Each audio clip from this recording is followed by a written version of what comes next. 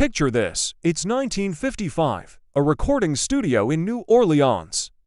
A young, flamboyant musician from Macon, Georgia, is at the piano, trying to lay down a track.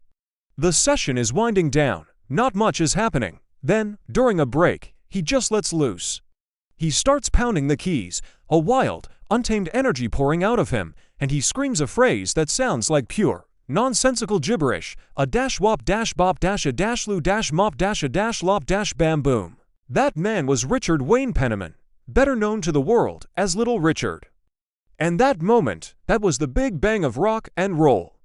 That nonsensical phrase became the electrifying opening to Tutti Frutti, a song that didn't just climb the charts. It blasted a crater in the landscape of popular music, and the world has been dancing in that crater ever since. Today, we're diving deep into the story of the one, the only, the architect of rock and roll. The man who drew the blueprint that everyone from Elvis Presley to Prince would follow.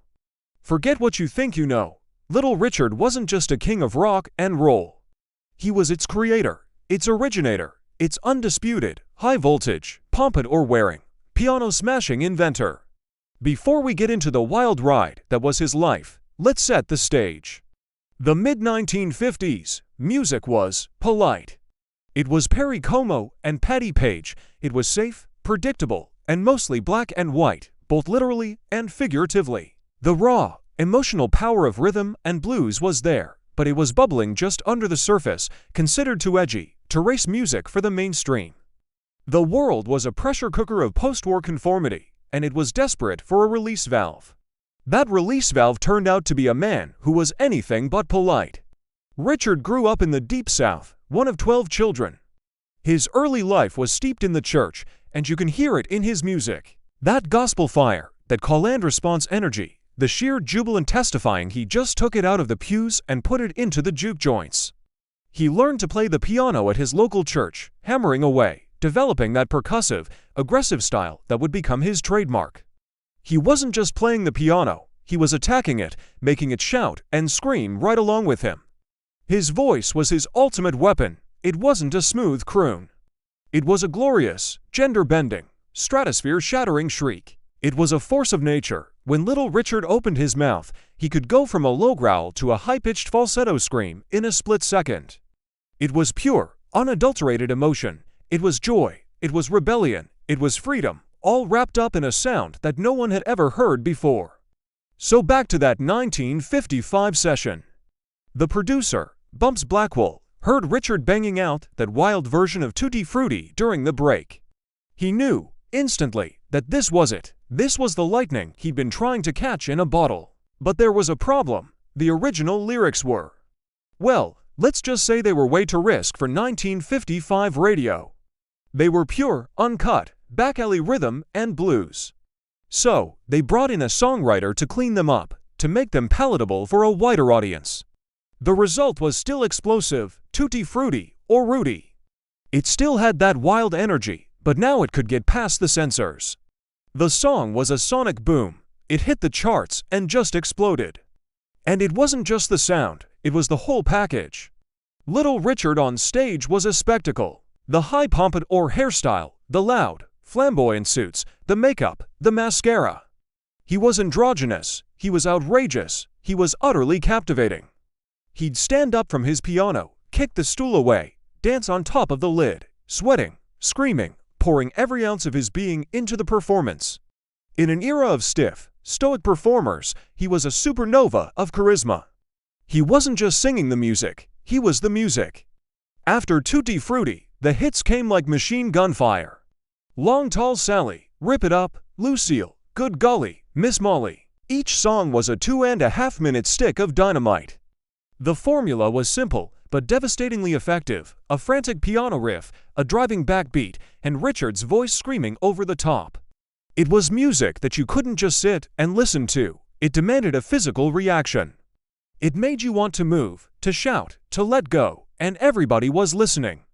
A young truck driver in Memphis named Elvis Presley heard it. He covered Tutti Frutti, and while his version was a huge hit, even he admitted he couldn't capture the raw power of the original. In England, for young lads in Liverpool heard it. The Beatles, especially Paul McCartney, were obsessed. McCartney has said time and time again that his own rock and roll scream, that signature woo, was a direct imitation of Little Richard. He literally learned to sing that way by trying to sound like his idol. The Rolling Stones, James Brown, Otis Redding, Jimi Hendrix. The list is endless. Jimi Hendrix actually played in Little Richard's backing band for a while. Think about that. The greatest guitarist of all time got his start learning from the greatest rock and roll showman of all time. David Bowie, Elton John, Freddie Mercury, their theatricality, their boundary-pushing personas, it all starts with Richard.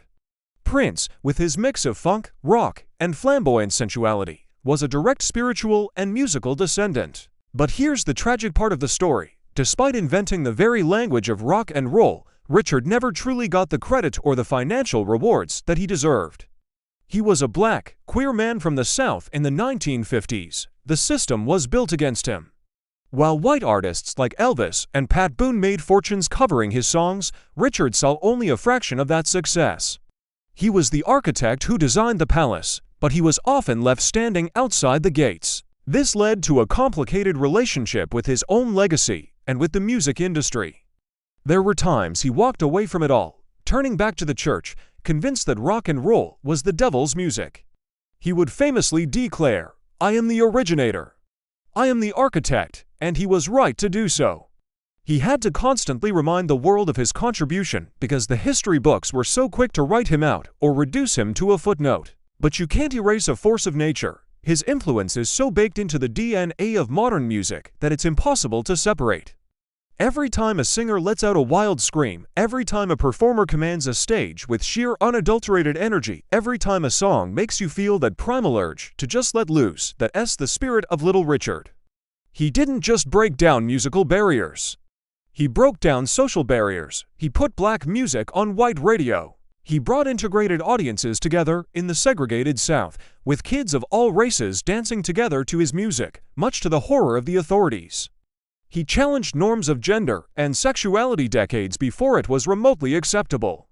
He was a true revolutionary in every sense of the word. So why does he still matter so much today, decades later? Because what he unleashed was pure, authentic self-expression. It's the sound of freedom. It's the sound of someone being unapologetically themselves, loud and proud. In a world that often tries to make us conform, to fit into neat little boxes, Little Richard's music is a powerful reminder to just rip it up, shake it up, and be gloriously, incandescently you. He gave us the beat, he gave us the scream, he gave us the attitude, he was the Big Bang, he was the source.